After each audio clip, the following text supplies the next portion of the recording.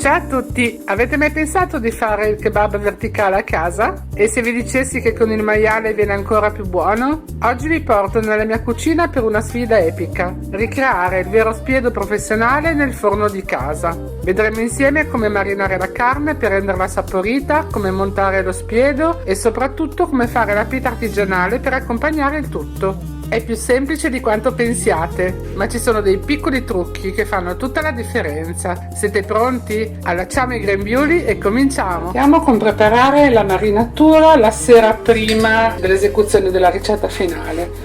Ho già messo dello yogurt, potete mettere lo yogurt bianco o questo yogurt greco, poi aggiungiamo già l'olio,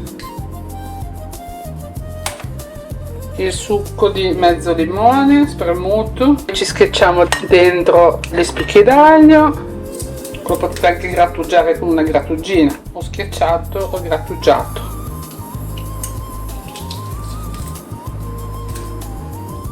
Poi ci grattugiamo anche uno scalogno o una cipolla, quello che preferite voi.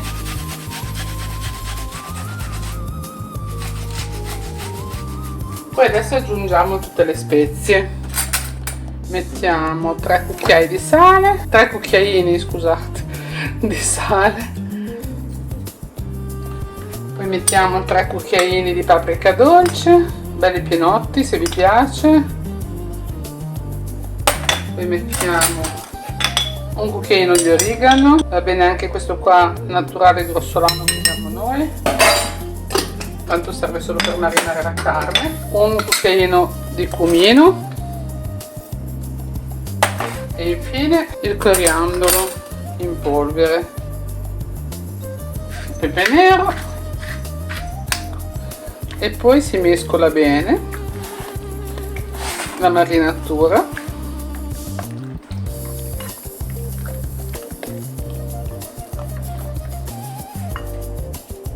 Adesso mettete tutte le fette, tutto e tutto, ho già iniziato a metterle un po' aperte, e poi le giriamo. Le copriamo con lo yogurt così, ecco, che prendano bene il sapore e la morbidezza soprattutto. Facciamo così con tutte le fette, poi gli mettiamo una bella pellicola e le mettiamo in frigo almeno 12 ore. Allora cominciamo a fare il pane e mettiamo nell'acqua, che è scritta la dose in descrizione, il lievito di birra fresco. Ops. È volato per tutte le parti, ecco qua, e questo sono 50 grammi. E poi gli mettiamo già il cucchiaino di zucchero che ci aiuta a attivare il lievito.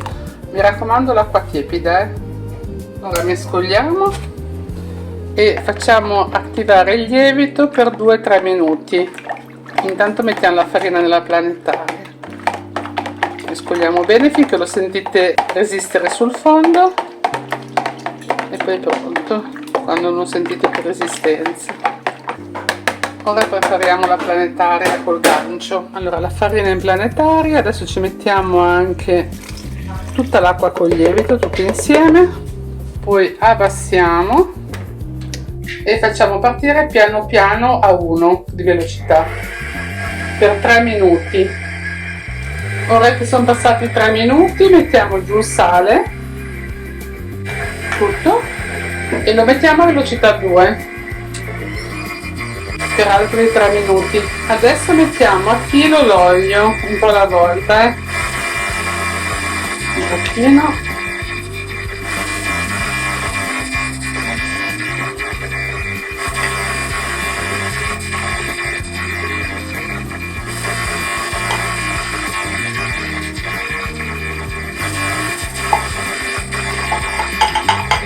Ecco qua. Adesso la facciamo andare per 10 minuti in modo che si compattino bene tutti gli ingredienti, che diventi bella elastica e si stacchi anche dalle pareti. 10 minuti sono passati, vedete che si sta già staccando dalle pareti, quindi adesso lo togliamo e lo rifiniamo un attimo a mano. Infariniamo un po' la superficie dove la appoggeremo. Ora lo cagliamo giù, un po' pesante, un chilo.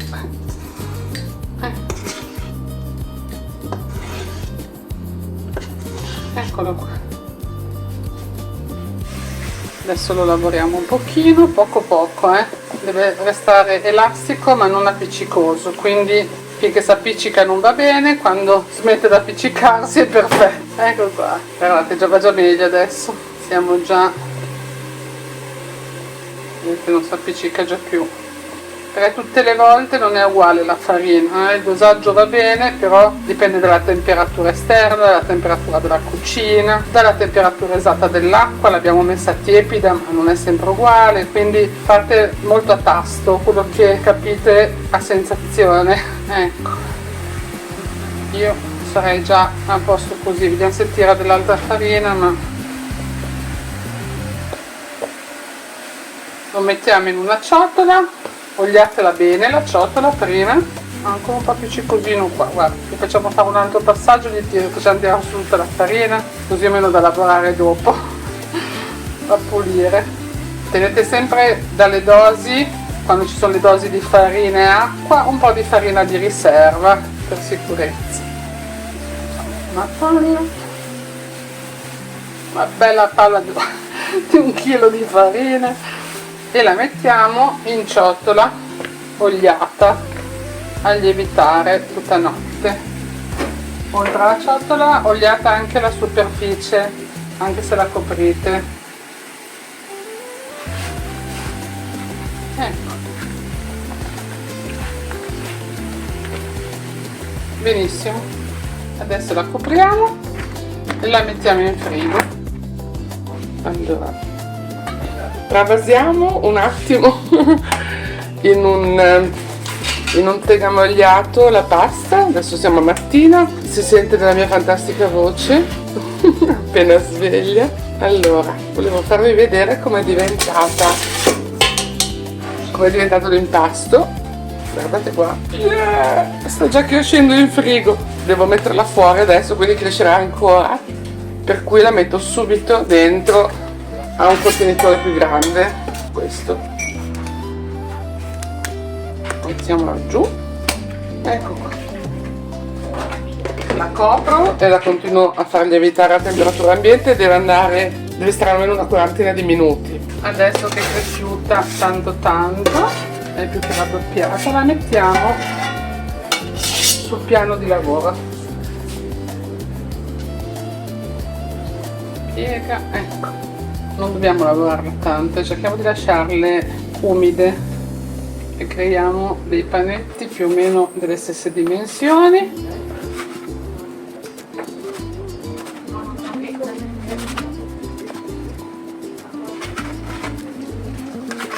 E facciamo delle palline.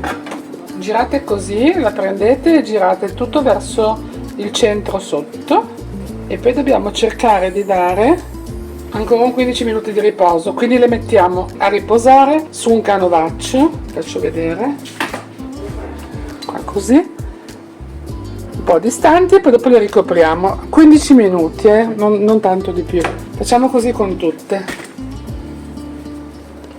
giriamo tutto un po' sotto, ok, poi ci appoggiamo di lato e gli diamo un po' una forma circolare, ecco, e le mettiamo sempre sul canovaccio e via con tutte le pezzature piccoline.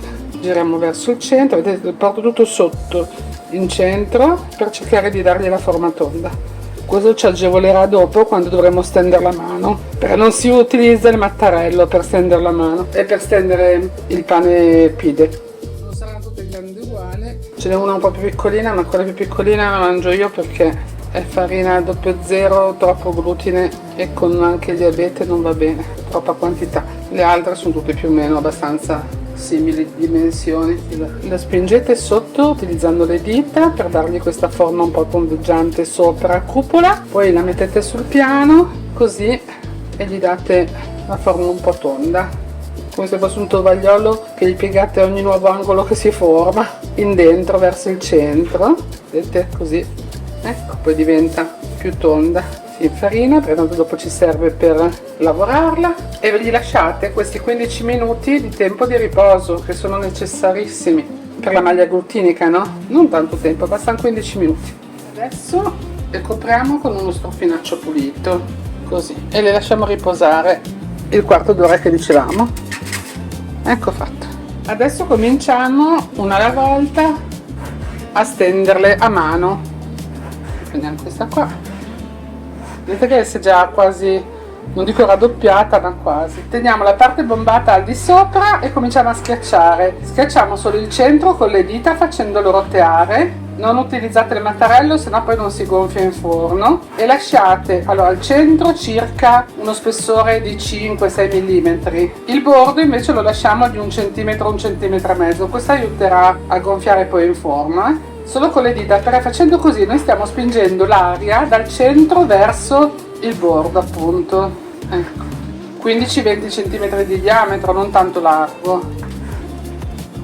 Ecco qua, vedete? Qua più grosso, il centro, la parte centrale più sottile, anche perché poi gonfierà. Le mettiamo su una teglia e le inforniamo rapidamente, diciamo un paio alla volta. Andiamo subito con la seconda. Cerchiamo di infornarle di dimensioni simili e questo aiuterà una cottura un po' più uniforme se ne mettete dentro 2 o 3 insieme. Intanto che spingete con le dita sempre verso l'esterno e roteando. Qua ce ne stanno anche 3 in teglia, quindi andiamo con la terza, così facciamo un po' più veloce.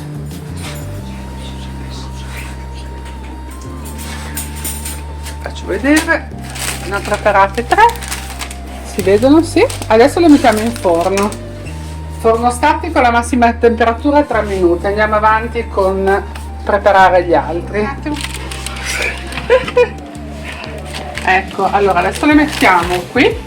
Spostiamo la roba in mezzo, che non ci steniamo, un momento solo, se no mi brucia, ragazzi. Le mettiamo in uno strofinaccio e le mettiamo in copertura con un telo, che restano belli umidi, e dopo le rifiniamo. Così. E adesso ci mettiamo dentro le altre che ho già cominciato a preparare, vedete? 1, 2 e 3. Ok. Vai con le altre 3. Dobbiamo cominciare a impilare la carne, la tiriamo fuori dalla marinatura e la impigliamo su uno spiedo, su una cipolla infilzata con uno spiedo in centro, così, e proseguiamo fino a riempire tutto lo spiedo. Fettine sottili e belle compatte,